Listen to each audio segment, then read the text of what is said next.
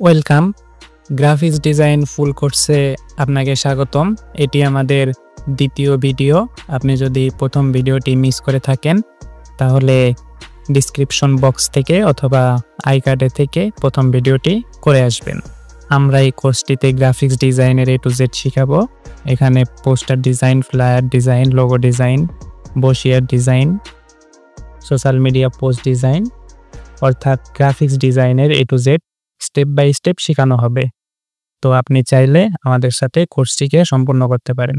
তো আমরা আজকে শিখব হচ্ছে সিলেকশন টুল, তারপরে হচ্ছে ডিরেক্ট সিলেকশন টুল, তারপরে শিখব পেন টুল এবং হচ্ছে বিভিন্ন শেপ টুল। এই চারটা টুল হচ্ছে আজকে আমরা শিখব। তো আমরা প্রথমে দেখতে পাচ্ছি টুলবারে। আমরা টুলবারটা একটু এদিকে নিয়ে আসি বোঝার সুবিধার্থে। আপনারা চাইলে টুলবারটাকে এভাবে টেনে নিয়ে আসতে পারবেন, কোনো সমস্যা হবে না। দেখতে পাচ্ছেন আমরা নিয়ে এসেছি টুলবার।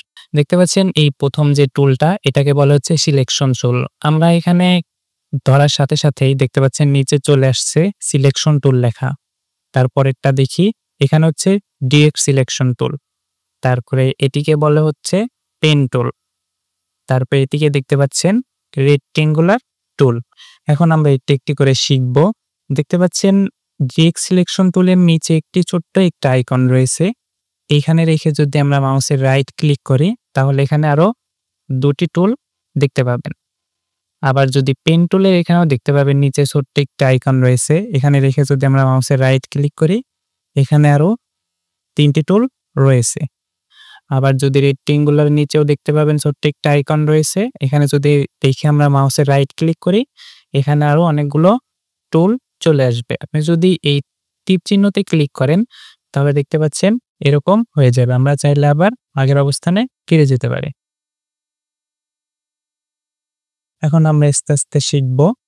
আমাদের এখানে যেহেতু কোনো কিছু ড্র করা নাই সেহেতু আমরা আগে প্রথমে কিছু একটা ড্র করি। আমরা যদি এই রেক্টেঙ্গুলারের এইখানে যদি আমরা মাউসের লেফট ক্লিক করি তাহলে দেখতে পাবেন মাউসের কার্সারটি পরিবর্তন হয়ে গিয়েছে। এখন আমরা যদি মাউসের লেফট ক্লিক করে চাপ দিয়ে ধরে রাখতে হবে অবশ্যই। তারপরে যদি নিচে ড্র্যাগ করি এভাবে তাহলে দেখতে পাবেন একটি রেক্টেঙ্গুলার তৈরি হয়েছে।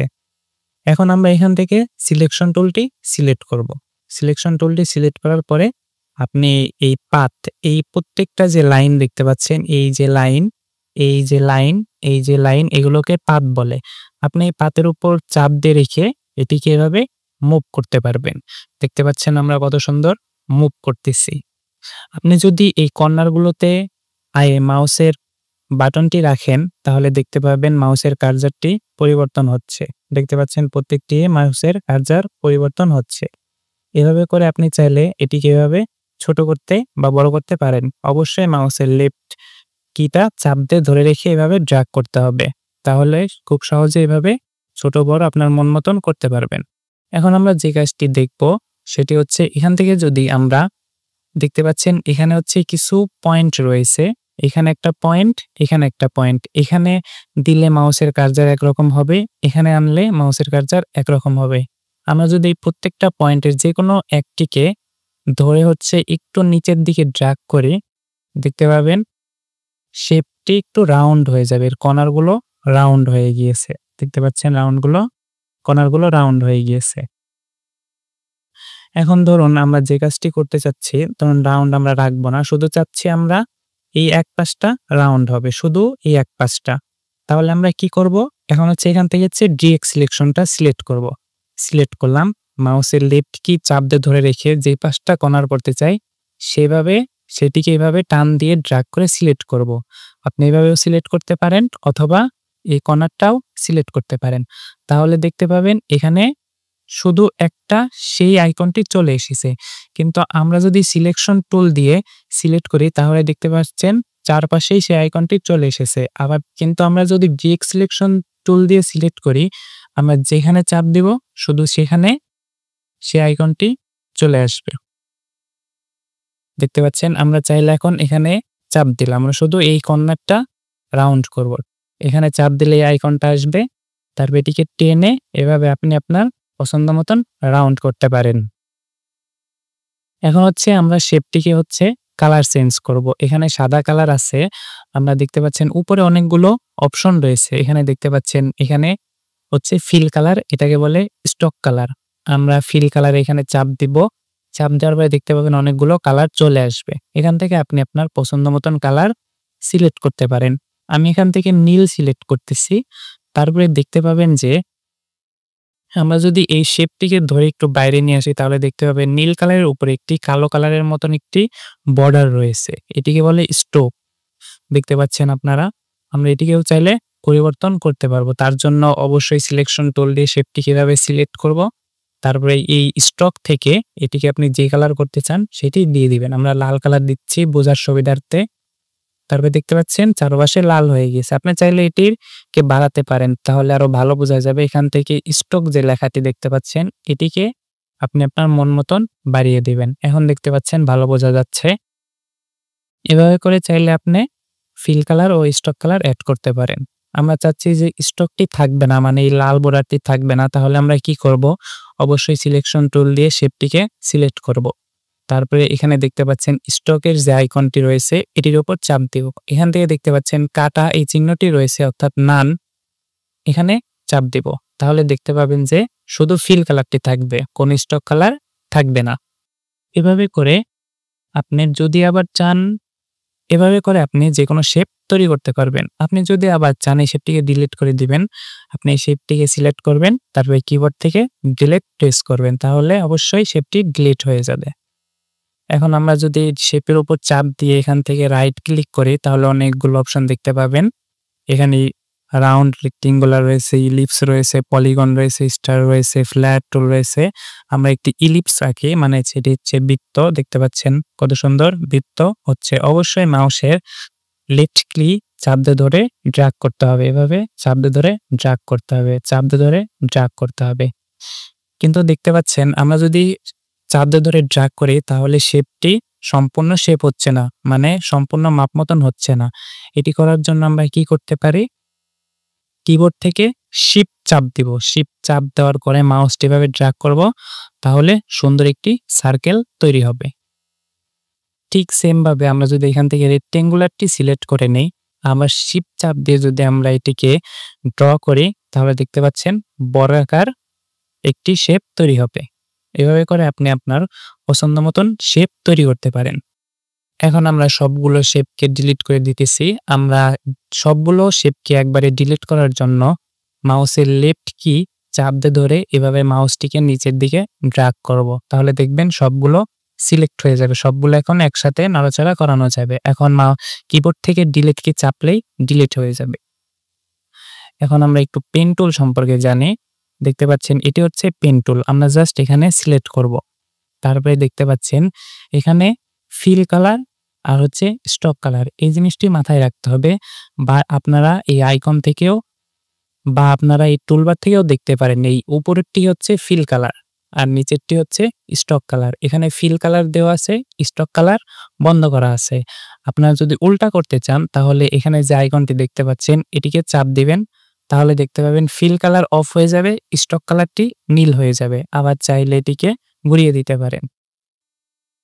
আমরা হচ্ছে পেন টুলে যখন কাজ করব তখন আমরা হচ্ছে স্টক কালারটি রাখবো এবং ফিল কালারটি বন্ধ করে দিব, সেজন্য আমি এটিকে চাপ দিতেছি। আমরা চাইতেছি যে স্টক কালারটি হবে হচ্ছে কালো কালার, এখান থেকে আমরা সেজন্য স্টক কালারের উপর চাপ দিব, ডাবল ক্লিক করব মাউসের লেফট, তারপরে দেখতে পাবেন কালার প্লেট ওপেন হবে। এখান থেকে আপনি যে কালারটি দিতে চান সেটিকে সিলেক্ট করবেন। আমরা লাল নিতেছি, এভাবে করে মাউসের ড্র্যাগ করলেই সিলেক্ট করতে পারবেন। এখান থেকে ওকে চাপ দিবেন, দেখতে পাচ্ছেন এটি লাল হয়ে গেছে। আপনি চাইলে এখান থেকেও লাল সিলেক্ট করতে পারেন। এখন আমরা ধরুন একটি পেন টুল দিয়ে একটি শেপ আঁকাবো। আমরা একটি শেপ আঁকাই, আমরা মাউসের লেফট একটি এখানে ক্লিক করলাম, দেখতে পাচ্ছেন একটি অ্যাঙ্কর পয়েন্ট অ্যাড হয়েছে। আমরা এভাবে করে উপরে রাখতেছি, আবার এখান থেকে এভাবে আনতেছি, এখান থেকে এভাবে আনতেছি, এখান থেকে এভাবে আনতে পারতেছি। দেখতে পাচ্ছেন এখন আমরা চাচ্ছি যে এখানে এখন আমরা চাচ্ছি এটুকু রাখার জন্য। তখন আমরা কি করব, এখান থেকে এভাবে এসে এখান থেকে সিলেকশন টুলটি সিলেক্ট করে দিব, তাহলে দেখতে পাচ্ছেন এটি সিলেক্ট হয়ে যাবে। দেখতে পাচ্ছেন আমরা একটি এম শেপ তৈরি করেছি। আপনারা চাইলে এর স্টকটি যদি বাড়াতে চান তাহলে এটিকে অবশ্যই সিলেক্ট করবেন, এভাবে করে আপনারা ক্লিক করে সিলেক্ট করতে পারবেন। তারপরে স্ট্রোক যে রয়েছে এটিকে আপনার মন মতন বাড়িয়ে দিবেন।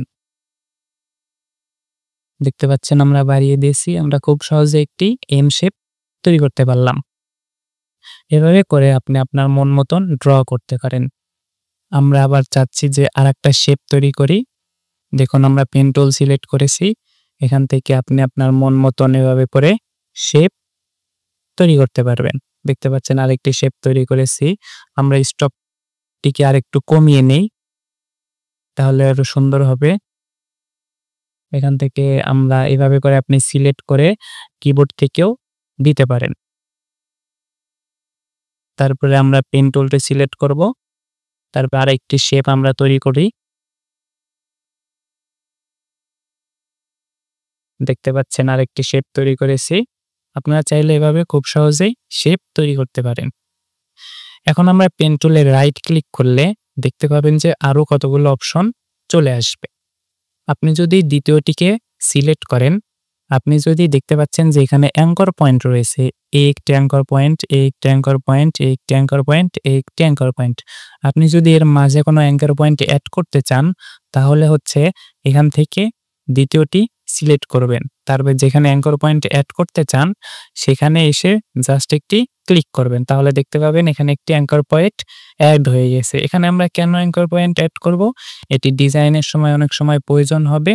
তখন যেই কাজে লাগবে আমাদের অ্যাঙ্কর পয়েন্ট অ্যাড করার প্রয়োজন হতে পারে। আমরা সেজন্য এটিকে শিখে নিলাম। তারপরে যদি মনে করেন যে আপনি এখান থেকে অ্যাঙ্কর পয়েন্টটি ডিলিট করবেন, তাহলে এই পেন টুল থেকে অবশ্যই 3 নম্বরটি ডিলিট অ্যাঙ্কর পয়েন্ট টুল, এটিকে সিলেক্ট করবেন। পরে তারপরে অ্যাঙ্কর পয়েন্টের উপর কার্সারটি রাখবেন, তারপরে মাউসের লেফট ক্লিক করবেন। তাহলে দেখতে পাবেন অ্যাঙ্কর পয়েন্টটি ডিলিট হয়ে গেছে। আমরা চাইলে এগুলো ডিলিট করতে পারবো। আমরা যদি এটিকে ডিলিট করে দেই তাহলে দেখতে পাচ্ছেন শেপটি পরিবর্তন হয়ে যাবে। আমরা চাইলে এটিকেও ডিলিট করে দিতে পারি। তারপরে এখন আমরা আবার পেন টুলে যাব, রাইট ক্লিক করব, নিচে যে অ্যাঙ্কর পেন টুলটি রয়েছে এটিকে আমরা সিলেক্ট করব। এখন আমরা এটির কাজ শিখব। ধরুন আমি একটি লাইন তৈরি করেছি, এই যে একটি লাইন দেখতে পাচ্ছেন, এই লাইনটিকে আমাদের একটু কার্ভ করতে হবে, অর্থাৎ বাঁকা করতে হবে। তাহলে আমরা কিভাবে করব? এটি সিলেক্ট করব। দেখতে পাচ্ছেন পাথের উপরে কার্সারটি লাগলে এটি চলে আসবে। তারপরে মাউসের লেফট চাপ ধরে একটু ড্র্যাগ করব, তাহলে দেখতে পাবেন এটি বাঁকা হয়ে যাবে। আপনি যতদূর খুশি ততদূর বাঁকা করতে পারবেন। আমরা এতটুকু রাখতেছি। আপনারা যদি এই বাঁকারটিকে পছন্দ না হয়, আপনি আপনার মন মতন কাস্টমাইজ করতে পারবেন। তার জন্য এখানে যে একটি হ্যান্ডেল দেখতে পাচ্ছেন, এখানে একটি হ্যান্ডেল দেখতে পাচ্ছেন, এখানে ধরে আপনি চাইলে এভাবে ঘুরিয়ে আপনার মন মতন বাঁকা করতে পারেন। দেখতে পাচ্ছেন এই প্রত্যেকটি হ্যান্ডেল ধরে এভাবে ঘুরিয়ে আপনি বাঁকা করতে পারবেন। আজকের ভিডিও এই পর্যন্ত। ভিডিওটি ভালো লাগলে অবশ্যই আমাদের সাথে পোস্টটিকে সম্পূর্ণ করবেন এবং চ্যানেলটিকে সাবস্ক্রাইব করে দিবেন।